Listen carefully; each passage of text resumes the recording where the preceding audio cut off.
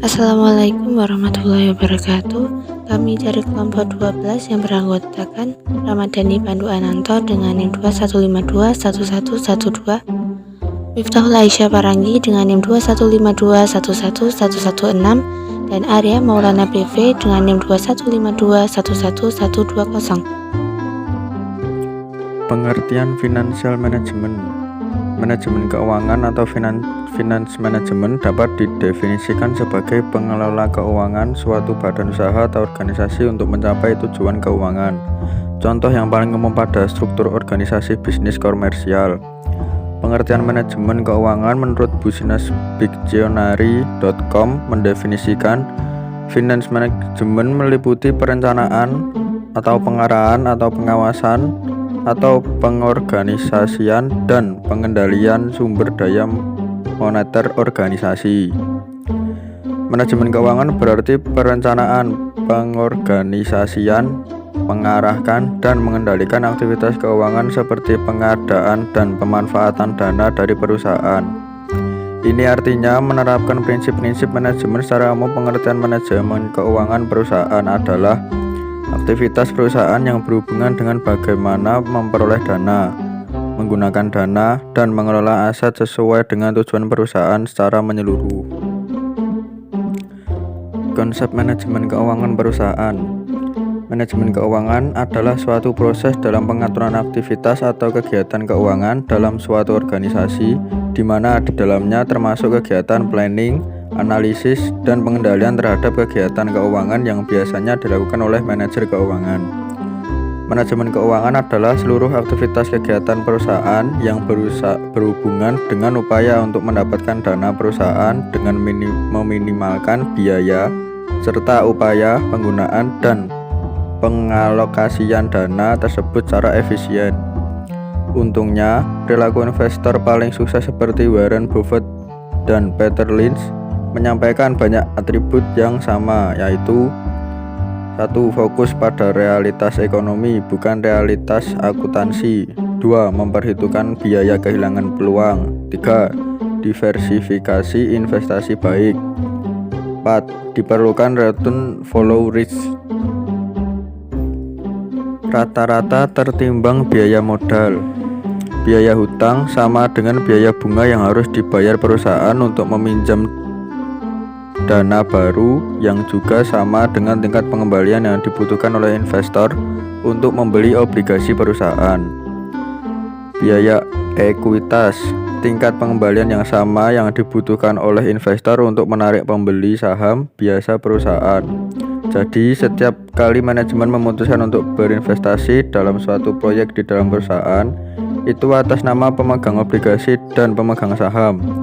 Dan sebagai imbalannya, investasi harus cukup untuk memenuhi kebutuhan yang diperlukan tingkat pengembalian untuk kedua set penggugat. Kami dapat memperkirakan biaya itu sebagai tertimbang rata-rata biaya hutang dan biaya ekuitas yang diberikan. Bobotnya utang sama dengan persentase utang yang mewakili struktur modal.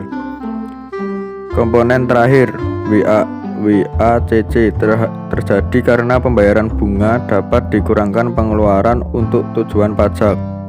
Ketika sebuah perusahaan meminjam uang, itu harus membayar bunga apapun tarif diperlukan oleh pasar.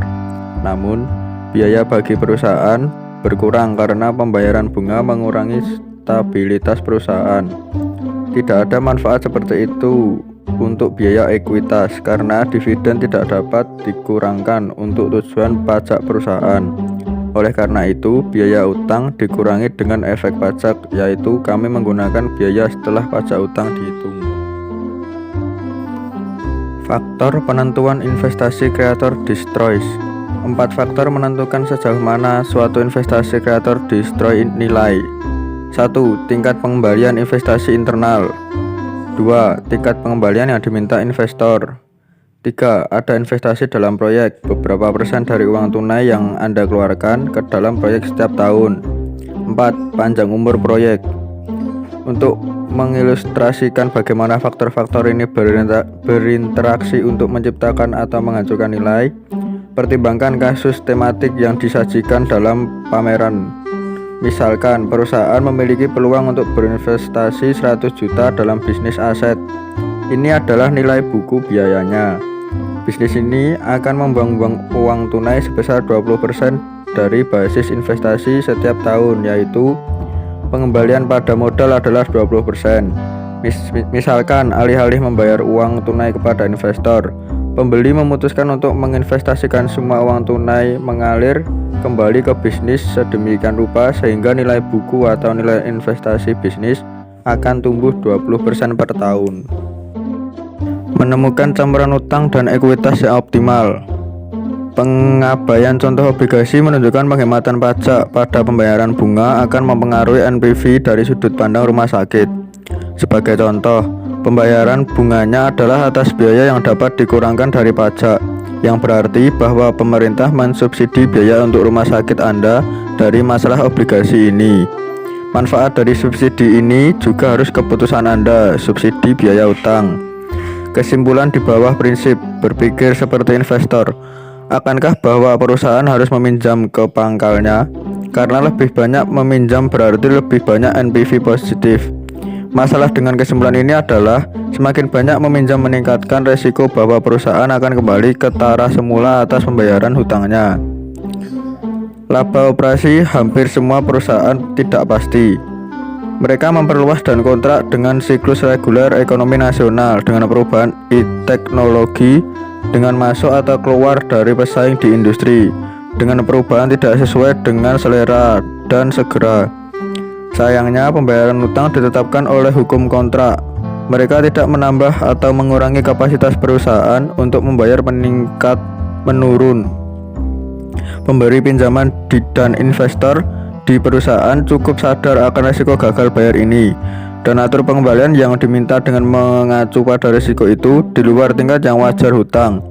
Pemberi pinjaman dan investor akan merasa bahwa perusahaan semakin salah berasumsi risiko gagal bayar dan akan meningkatkan pengembalian yang diminta suku bunga atas pinjaman dan donasi mereka investasi ekuitas.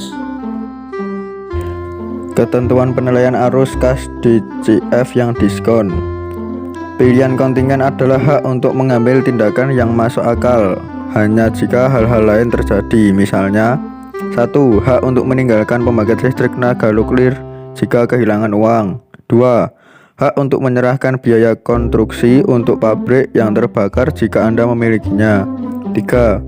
Hak untuk mengeksploitasi deposit mineral jika eksplorasi membuktikan adanya penyetoran. 4. Hak untuk memanggil pinjaman menuntut pembayaran segera jika peminjam gagal bayar. Pilihan adalah hak, bukan kewajiban untuk mengambil tindakan.